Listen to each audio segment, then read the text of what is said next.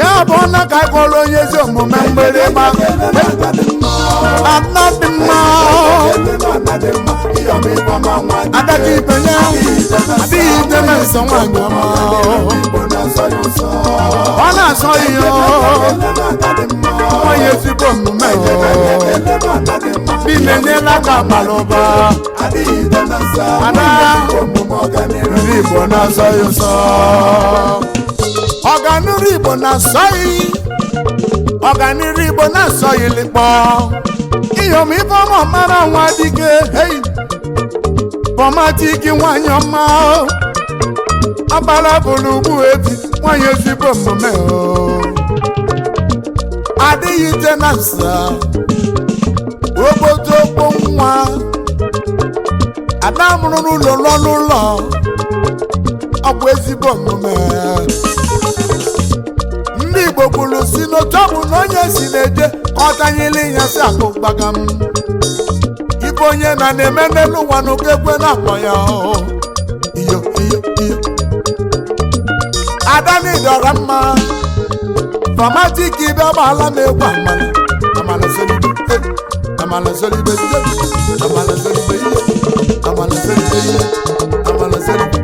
go Izi gasolo sta na egwu kanyi jibili ibanye n'otu danyi gaza n'egwu Ọmụ n'ehihie mmụ gaza n'egwu Ọmụ n'abalị mmụ gaza yo Kukanyi jie mmadụ Onye ka mụ na-etili nkwa Onye ka mụ na-emetele egwu Ichekwa n'ebe na nkịtị Her Excellency Elegant baby Amala bulugbu ebi abada nwere onye na-ekwesi Asinu kochala che nwere ochichu Iyom Ifeoma mara Nwadike EziAda Ada dị ọrụ mma Ada nwere nke gị ibi ogologo n'anụ Ọ bụrụ ka onye ra na-ede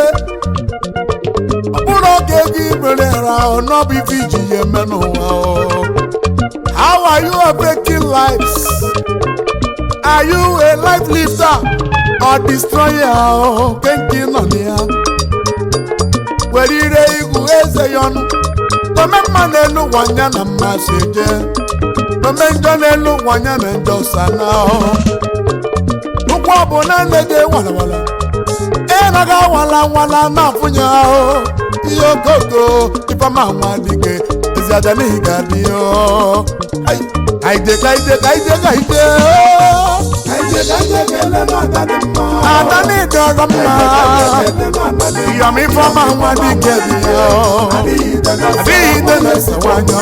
Ifeoma Igbo na-asọ ya ụsọ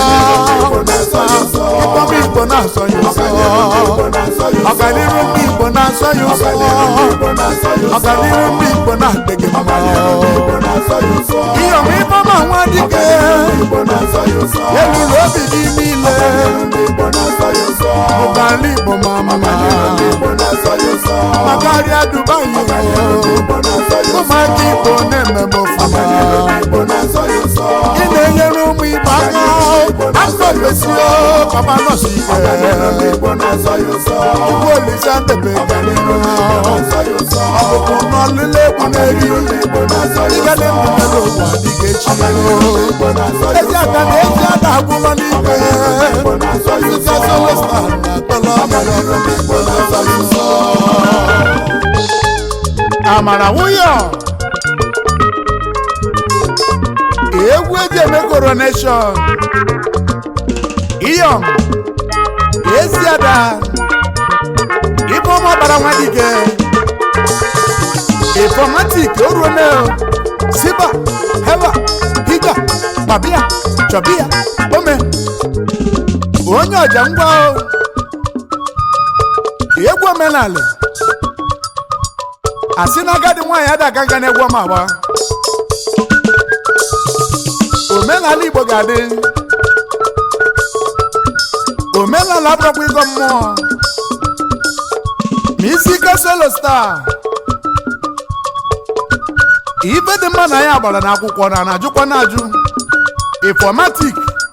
heba shiba alụmị na-alụ elo niile na-atụ enyemaka niile na-enye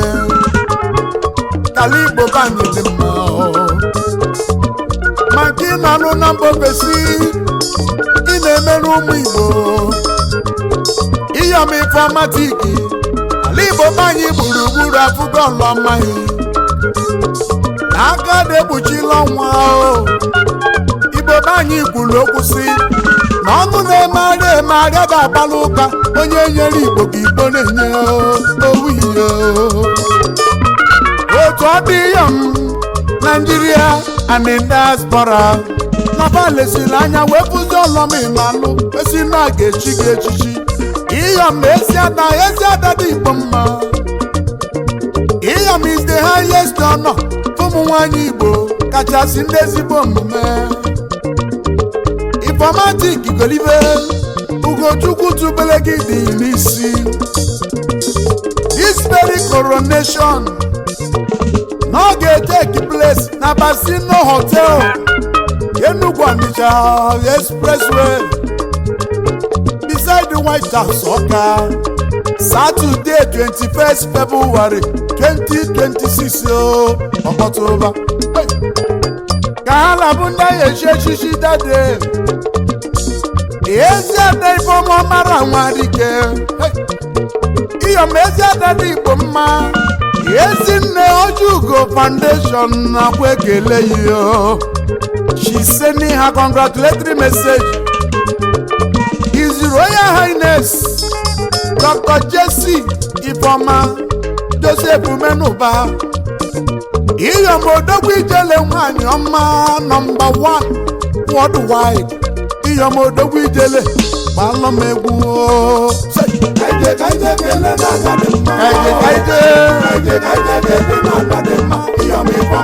Ifeoma Nwadike EziAda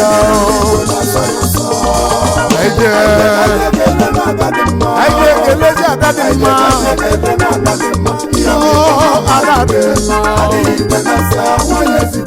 ọganihu ndị Igbo na-asọ ya ụsọ amala soliba iba siba siba siba siba siba